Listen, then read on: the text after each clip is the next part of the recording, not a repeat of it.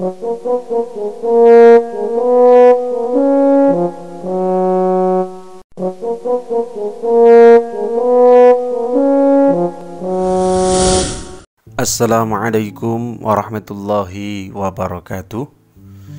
Bismillahirrahmanirrahim. Alhamdulillahirabbil alamin. Selamat pagi anak-anakku siswa kelas 12 SMK Negeri 1 Jember. Alhamdulillah hari ini kita bisa berjumpa kembali masih dalam pembelajaran pendidikan agama Islam.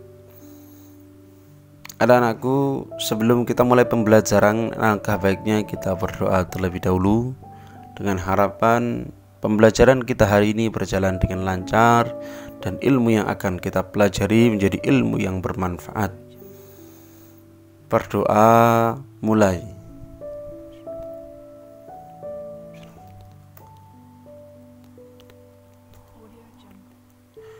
Berdoa selesai.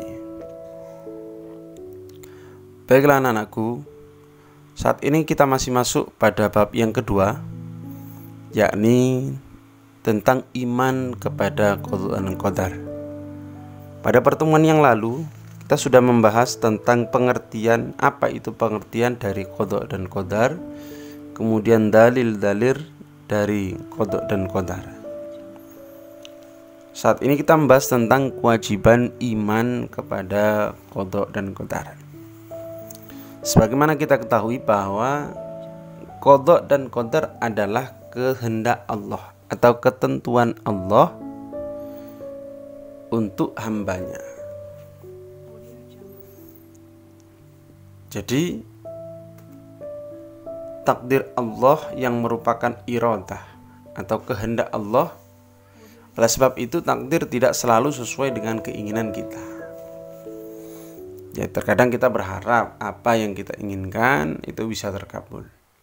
Apa yang ingin kita cita-citakan tercapai. Akan tetapi takdir itu sesuai dengan kehendak Allah. Tatkala takdir sesuai dengan keinginan kita, ya hendaknya kita bersyukur karena hal itu merupakan nikmat yang diberikan oleh Allah Subhanahu wa taala. Sudah sepantasnya, sudah sewajarnya, bahkan wajib bagi kita yang diberikan kenikmatan oleh Allah, ya kita harus bersyukur. Karena apa? La in syakartum la azidannakum wa la in kafartum inna adzabi lasyadid. Ketika engkau bersyukur, maka akan aku tambah, katanya Allah. Nikmat itu akan aku tambah. Wala in kafartum, tapi apabila engkau kufur terhadap nikmatku, inna adzabi lasyadid, ketahuilah bahwa azabku itu sangat pedih. Itu firman Allah Subhanahu wa taala.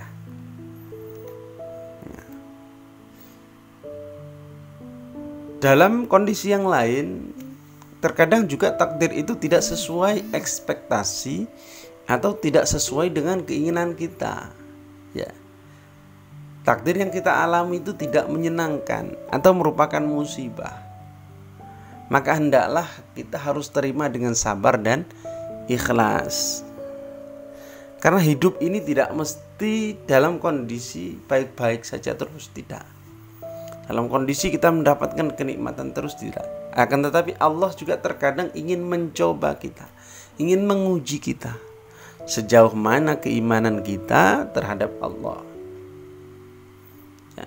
Kadang Allah menguji juga dengan kesusahan, ya, dengan musibah. Itu cobaan, ujian Allah untuk mengetahui, ya, Allah ingin mengetahui sejauh mana keimanan kita terhadap Allah Subhanahu wa taala. Maka dari itu, menyikapi dengan ujian, musibah yang kita terima itu dengan sabar dan ikhlas menjalani, serta yakin bahwa di balik musibah ada hikmah yang terkadang kita tidak mengetahuinya. Maka dalam kesempatan yang lalu Pak Aris mengatakan bahwa sebenarnya takdir Allah itu semuanya baik untuk kita. Dalam pandangan kita itu baik. Cuma terkadang manusia menganggapnya bahwa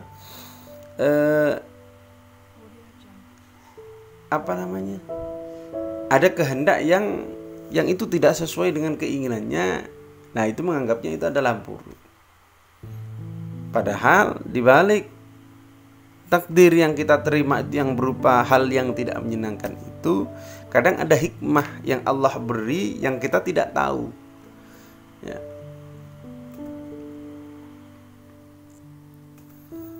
Kemudian selanjutnya adalah macam-macam takdir. Ya. Dalam kesempatan yang lalu, dalam pengertian itu, ada juga takdir itu yang bisa dirubah dan yang tidak bisa dirubah. Nah, saat ini kita membahas itu. Macam-macam takdir yang pertama adalah takdir mu'allaq namanya. Apa itu takdir mu'allaq? Yaitu takdir yang erat kaitannya dengan ikhtiar manusia. Ya, atau bisa dirubah. Jadi takdir itu masih ada yang bisa dirubah. Mohon maaf, keluar ya. Jadi takdir itu masih ada yang bisa dirubah. Satu contoh ya. Apa yang erat kaitannya dengan ikhtiar manusia? Satu contoh, seorang anak kecil dia bercita-cita ingin menjadi seorang insinyur pertanian. Untuk mencapai cita-citanya, orang itu belajar, anak itu belajar dengan tekun ya, menjalankan apa yang kiranya untuk bisa mencapai pada cita-cita tersebut. Maka dengan ikhtiarnya itu, dengan usahanya itu, dia mencapai cita-citanya menjadi seorang insinyur ya. Satu contoh, kemudian juga rezeki ya. Takdirnya ya, qadanya manusia itu, setiap manusia yang hidup di dunia ini, wa ma min dabbatin fil ardi illa 'alallahi rizquha. Tidak ada hewan yang melata di bumi ini kecuali Allah yang akan memberi rezeki. Berapa rezekinya manusia itu ya, maka tergantung pada ikhtiarnya manusia itu sendiri ya.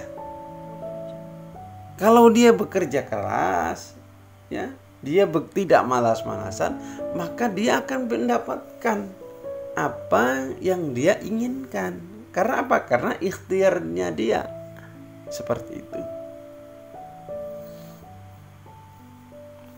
Jadi memang ada takdir yang memang kita harus usahakan.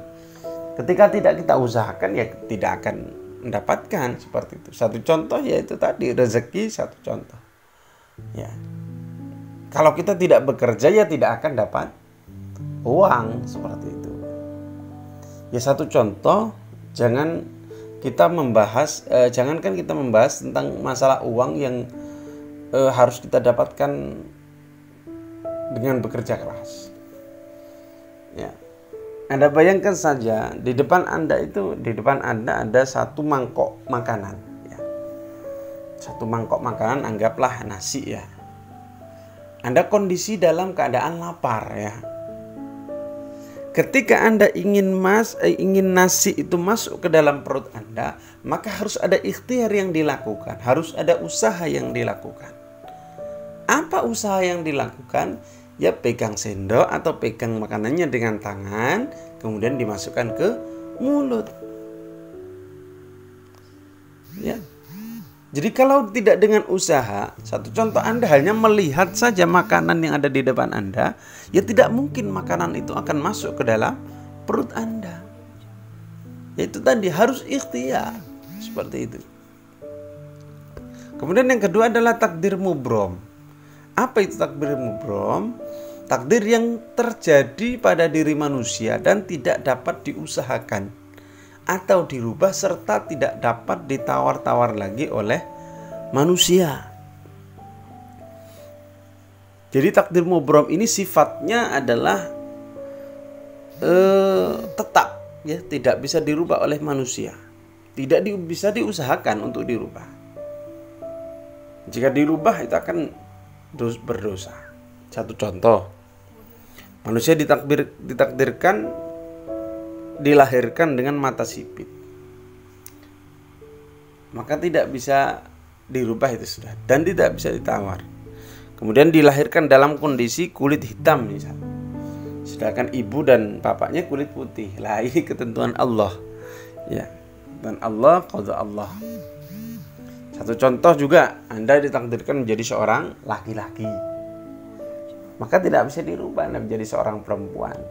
Meskipun Anda merubah takdir Anda jadi orang laki-laki jadi perempuan, satu contoh alat kelaminnya dirubah dan lain sebagainya, tetap hukum Anda tetap menjadi hukum laki-laki. Dalam pandangan Islam, dalam hukum Allah, Anda tetap menjadi seorang laki-laki. Tidak bisa itu dirubah dan tidak bisa diusahakan untuk dirubah. Dalam hukumnya Allah, Anda tetap menjadi seorang laki-laki. Kemudian selanjutnya adalah makna beriman kepada qada dan qadar. Nah, beriman kepada takdir ini selalu terkait, mohon maaf itu tulisannya kurang ya, selalu terkait dengan 4 hal yang selalu berhubungan atau tidak terpisahkan. Qada dan qadar itu merupakan sunnatullah ya. Menurut hukum itu sunnatullah.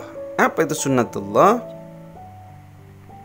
Ya, yaitu ketentuan-ketentuan Allah. Sunnatullah adalah hukum-hukum Allah yang disampaikan untuk manusia melalui para rasul, yang tercantum di dalam Al-Quran dan berjalan tetap dan otomatis.